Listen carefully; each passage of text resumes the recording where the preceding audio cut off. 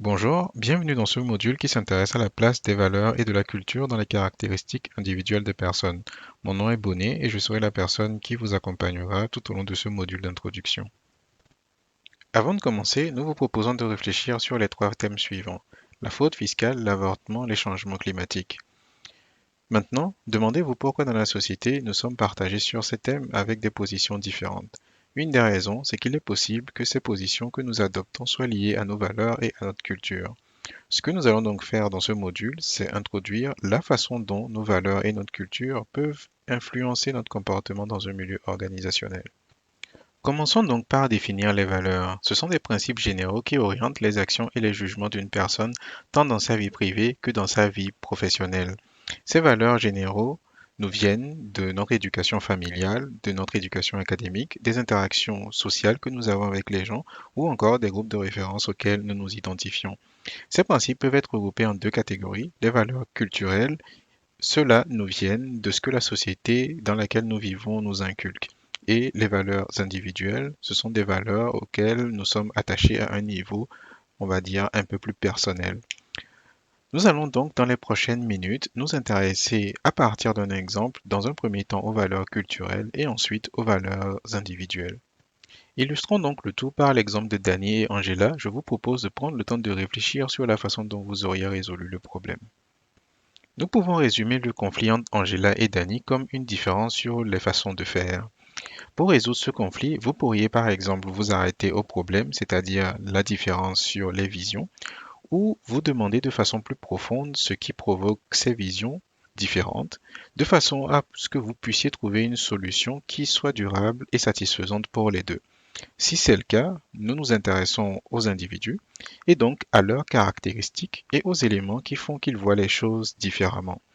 Prenons le cas d'Angela par exemple. On sait que c'est une jeune japonaise fraîchement arrivée à Montréal. On pourrait alors jeter un regard sur la place de la culture japonaise dans les caractéristiques individuelles d'Angela.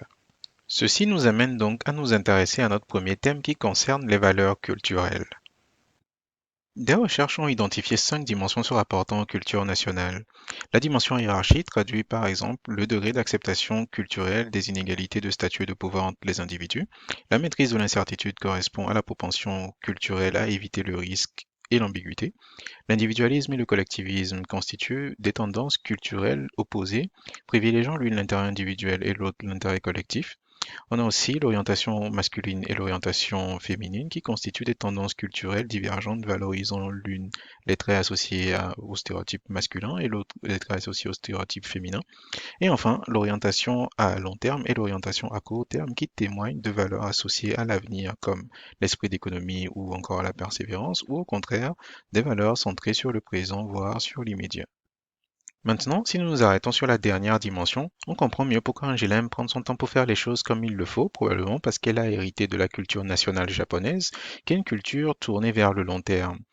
Il en est de même pour Danny, qui a également hérité de la culture américaine, qui est une culture plus tournée vers le court terme. Alors, en cherchant à comprendre nos deux acteurs, on arrive à déterminer les éléments qui auraient pu influencer leur vision et à mieux identifier la façon dont le conflit pourrait être résolu de façon durable. Ce qui est intéressant ici, c'est qu'au lieu de chercher à résoudre le conflit par un compromis par exemple, on pourrait à la place sensibiliser les deux acteurs sur l'influence probable de leur culture dans leurs interactions. On réussit donc à poser un élément durable qui leur permettra de mieux communiquer dans le futur. Il est donc important pour un gestionnaire de faire preuve d'intelligence culturelle, c'est-à-dire la capacité de reconnaître et de comprendre les traits propres à une culture et d'agir avec tact et efficacité en situation interculturelle. Des recherches ont également suggéré que les entreprises dans lesquelles on cultivait l'intelligence culturelle obtenaient une meilleure motivation et une meilleure cohésion de leurs équipes. Cependant, il faut faire attention à ne pas tomber dans le sophisme écologique qui consiste à agir en fonction de la fausse prémisse selon laquelle une valeur culturelle est partagée indistinctivement par tous les membres d'une même culture. Maintenant que nous avons exploré les dimensions des cultures nationales, nous allons nous intéresser aux valeurs individuelles. Revenons sur le conflit entre Dany et Angela. Ce conflit nous renseigne qu'Angela est plus portée à fournir un travail irréprochable alors que Dany est plus flexible sur le sujet. On pourrait alors se poser la question de l'importance des valeurs individuelles éthiques comme l'honnêteté ou le respect et impliquer une responsabilité de l'entreprise à cet égard. Dans ce cas, il faut se poser la question si l'entreprise porte des valeurs qui entrent en conflit avec les valeurs éthiques de ses employés. Mais avant de regarder cela, nous allons nous intéresser à la définition des valeurs individuelles selon Rockish. Ce dernier les catégorise en deux. Les valeurs finales sont relatives au choix que l'individu fait quant aux objectifs qui se fixent dans la vie, et les valeurs instrumentales sont relatives aux moyens que l'individu utilise pour atteindre ses objectifs.